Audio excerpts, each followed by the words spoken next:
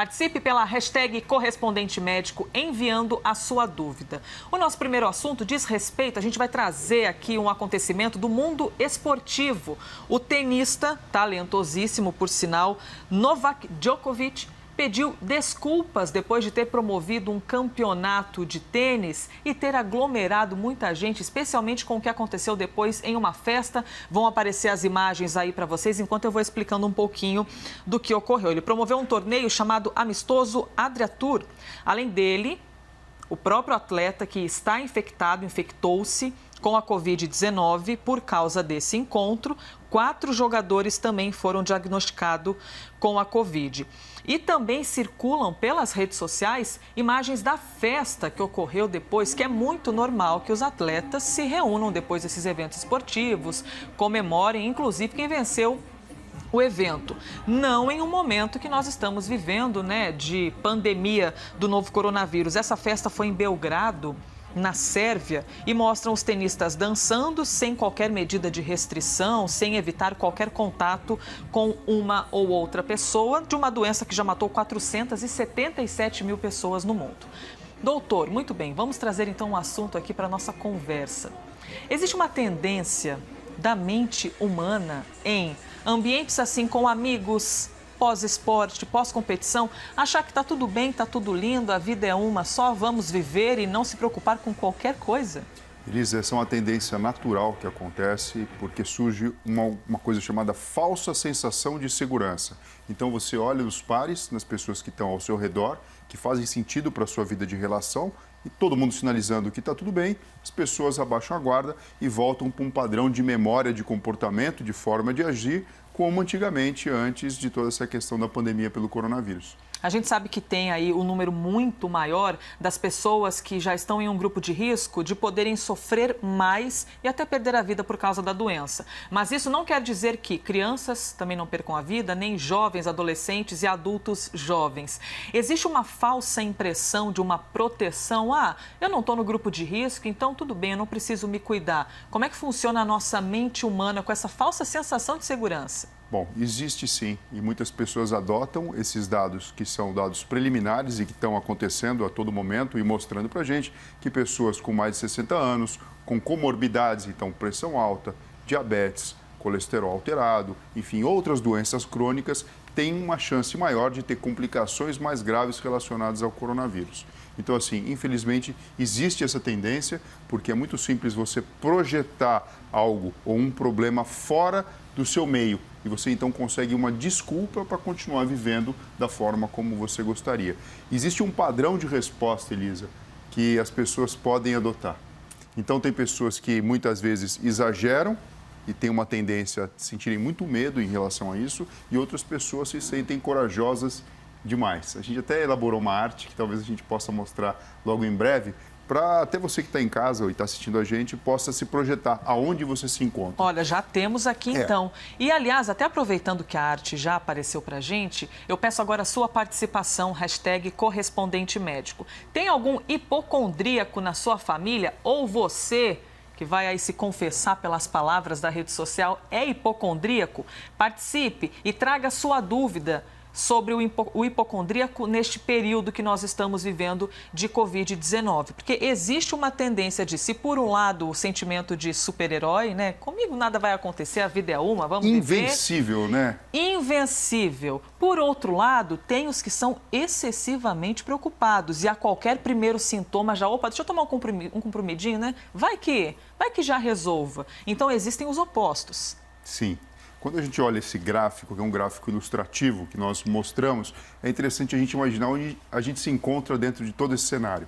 Então, existem pessoas que são hipocondríacas, que ficam com muito medo, com receio de contrair o coronavírus, de ter um desfecho grave, até mesmo de ter que ir para a UTI e vir a morrer. Então, essas pessoas vivem uma grande ansiedade e muitas até mesmo pânico. Um outro extremo, que eu acho que tem muito a ver, por exemplo, com esse comportamento do tenista e, enfim, dessa festa, são dos mitomaníacos. Mitomaníacos. O que acontece? se você tiver um pouquinho de sanidade mental, você entende que o mundo está diferente e que existe um problema muito grave que está acontecendo. Sim. Não dá para você acreditar que você realmente é invencível, superior a tudo e a todos e nada vai acontecer. Então, os dois extremos, eles não são bons. Esse aqui, porque até pode abaixar a sua própria imunidade, por questão relacionada com um pensamento negativo, um não funcionamento adequado do hipotálamo e do sistema imune. E o mitomaníaco também, porque ele acaba se expondo, se arriscando de uma forma totalmente desnecessária e inconsequente. E no grande meio aqui, a gente tem o que a gente considera normal. Seria, né, o ideal. Seria o ideal. E mesmo assim, o normal, ele pode escorregar um pouquinho para um lado ou para o outro. Então, tem um indivíduo que é mais pessimista, que fica muito preocupado, além do necessário. E existe o muito otimista, que, na verdade, acha que tudo vai acontecer da melhor forma possível e vai passar. E ainda entre aqui, ó, o otimista e o mitomaníaco, tem a turminha que está na fase da negação. Então, mesmo tendo acesso à informação, às vezes até tendo pessoas conhecidas que tenham passado pelo problema ou estão passando pelo problema, preferem achar que nada está acontecendo e que simplesmente isso é algo muito pequeno e que vai ser superado de qualquer forma. Eu pergunto para você, onde você está aqui, Elisa? Mas, doutor, olhando, eu até ia fazer essa brincadeira de, com certeza, quem está assistindo está em casa pensando assim, onde será que eu estou? Olha, na minha cabeça eu gostaria justamente de estar aqui no meio dos normais, né? Eu sou mais otimista, não da negação, mas muito otimista, vai dar tudo certo, mas de vez em quando aquele desespero que bate no coração, isso é normal, as pessoas oscilarem também de vez em quando. Isso é normal. As notícias, o acontecimento de uma doença, por exemplo, na família ou com alguém que você conhece, faz com que você acabe oscilando essa percepção ou até mesmo essa identificação. Eu também sou como você, eu estou aqui assim, ó, no normal, mas para o otimista. Sempre com aquela sensação de que vai dar tudo certo, né? E precisamos, né, dessas gotas diárias de otimismo. Eu vou chamar agora algumas palavras de um psicólogo e psiquiatra chamado Ronaldo Coelho, que ele explica por que as pessoas sentem essa falsa impressão de imunidade, essa coisa de comigo nada acontece, tá tudo bem, sou forte, me alimento bem, né? Tem gente que fala assim, eu como tudo tão bem, por que eu vou sofrer, eu não vou adoecer? E ele também traz essa sensação, o médico, né, a sensação de segurança de que mesmo que forem infectadas, nada vai acontecer comigo. Vamos ver então? Esse é um fenômeno muito parecido com o que o psicanalista Christophe Dejour, que é considerado o pai da psicodinâmica do trabalho, ele descreve com profissionais, por exemplo, da construção civil, que são profissionais que são colocados numa situação de risco muito grande. E esses profissionais, eles tendem a não usar os equipamentos de segurança. E isso é uma espécie de uma banalização do perigo. Essas pessoas se tornam destemidas, né, naquele ambiente de trabalho, mas ele vai falando de um processo, né, psíquico de defesa contra esse perigo, que é muito grande, que é um processo de negação. Então eu nego aquele perigo e eu passo a conseguir conviver com aquele perigo dessa outra forma. Então esse é um processo que pode estar acontecendo com profissionais de saúde que têm a necessidade de estar trabalhando, por exemplo, numa situação precária, né, de atendimento a coronavírus ou qualquer outro tipo de adoecimento, né, ou no caso com esportistas, né, que estão num momento onde eles têm que ser eles psicamente acham, né, que têm que ser supra-humanos para conseguir encarar um momento de dificuldade. Ronaldo Coelho, então, psicólogo e psiquiatra. Existe, então, essa impressão de algumas pessoas de que, mesmo que eu me infectar, tá tudo bem, nada vai acontecer. Exatamente, como o próprio Ronaldo falou para a gente, né, existe essa questão do fortalecimento da negação do problema. Então, quase que uma síndrome aí do super-herói. Eu nego a existência do problema, eu me fortaleço dentro dessa realidade e muitas vezes estou me colocando em situação de risco e colocando pessoas que eu gosto em situação de risco também. Ainda trazendo essa questão aí do sentir-se forte, né, que em mim nada pega, eu quero chamar novamente a imagem do atleta. A gente estava aqui com o Djokovic, a imagem do tenista mundialmente famoso, já vai aparecer aqui para a gente poder repercutir um aspecto. O atleta, de maneira geral, ele precisa ter ali uma segurança, aquele sentimento de atacante provocante mesmo, né? De ir à frente. Isso traz uma falsa sensação de segurança, lembrando que esse tenista é o número 1 do mundo. Emocionalmente, no nosso sistema nervoso, tem uma chavinha que vira dizendo ali assim, não, você é muito forte, você é muito bom, você é capaz de vencer tantas coisas, não vai ser um coronavírus que vai te derrubar. Não existe. O que acontece, Elisa, é que a ousadia é sempre treinada e, assim, acaba selecionando esses esportistas de alta performance, porque a todo momento eles estão lidando com uma situação de dificuldade, numa situação relacionada a vencer um grande desafio. Então, é lógico, coloca dentro do mesmo pacote no cérebro, quer dizer, tanto faz se é uma partida difícil, se é um campeonato importante, se é uma situação adversa, como, por exemplo, uma lesão, que eu vou precisar fazer uma fisioterapia, uma cirurgia e logo depois ser reinserido no contexto do meu jogo. Enfim, o coronavírus acaba sendo um pacotezinho que é colocado ali, como tantas outras dificuldades que usualmente eles acabam lidando. Os próprios atletas do Corinthians, né, que saiu a informação ontem de mais de 20 jogadores infectados na equipe, então também tem aí uma equipe que também convive, a facilidade de você transmitir a doença um para o outro é muito fácil, mas a gente pode também considerar, é claro, não estamos trazendo um juízo de valor em cima da vida e do cotidiano de cada um, mas existe essa tendência então de sentir-se forte, já que aguenta tantos minutos correndo num campo, não vai ser o coronavírus que vai derrubar. Não, exatamente. É o que a gente está acostumado, é o que faz sentido, é o que faz as equipes vencerem. O grande desafio do agora é nós adaptarmos esse novo comportamento.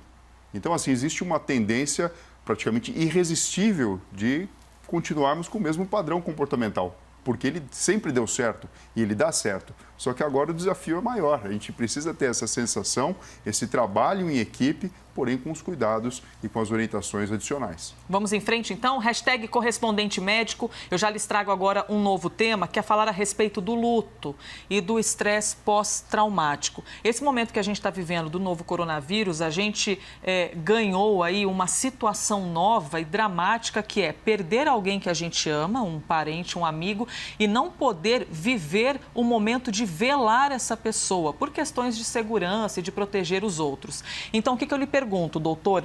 Para a nossa cabeça, aquele momento em que você consegue participar de um velório, visualizar a despedida de quem você ama, é importante emocionalmente? Existe alguma mensagem para o nosso cérebro?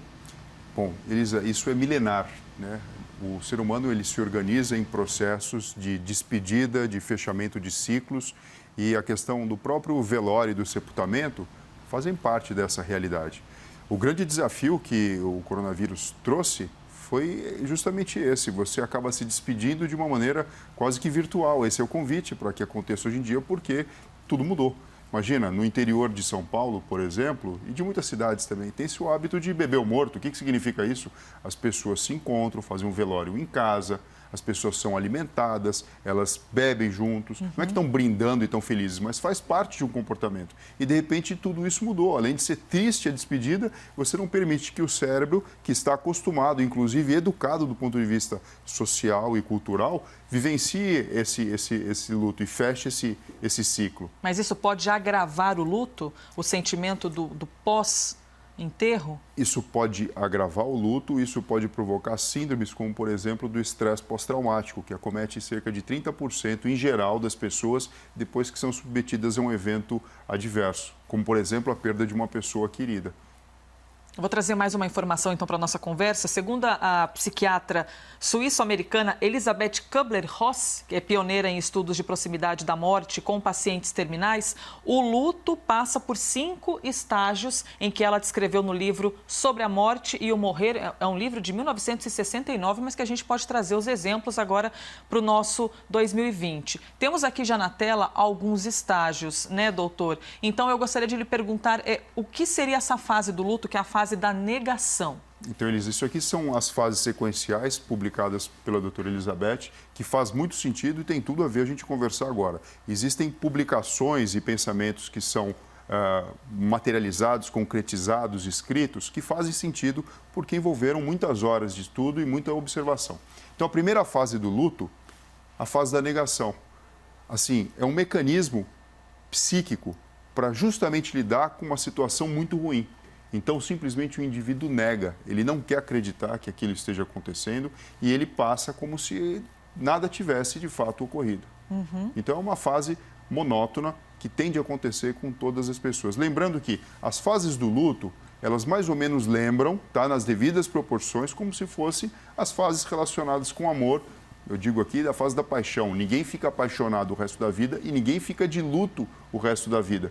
Mas é importante a passagem por essas etapas porque existe uma construção mental que faz sentido para o nosso enriquecimento pessoal. E o sistema nervoso de cada um reage de maneira diferente a cada situação, certo? Sim, e na verdade, Liz, é complexo, porque você imagina, uma pessoa acabou de perder o pai, ela entra num processo de luto e está negando a morte do pai. De repente, passa 2, 3 semanas, perde a mãe também. Eu estou falando aqui de vida de verdade, né? Vida real. Sim. Isso aqui tudo acaba se misturando e muito complexo dentro do nosso cérebro. Então, quando a gente pega um evento isolado e a gente olha as fases, a gente percebe que é importante, sim, maturar essa percepção, essa sensação do ponto de vista emocional dentro da nossa cabeça. Fases do luto, então, todas aqui na nossa tela. Eu espero que todas as informações do Dr. Fernando Gomes tenham lhe ajudado a superar um momento difícil ou para que você, quando passar por isso, esteja mais bem preparado, apesar de que é tão delicado falar isso, né? Mas que a gente possa enfrentar de maneira melhor as adversidades. Muito obrigada, Dr. Fernando Gomes, por mais um dia aqui conosco. Muito obrigado, Elisa, e até amanhã.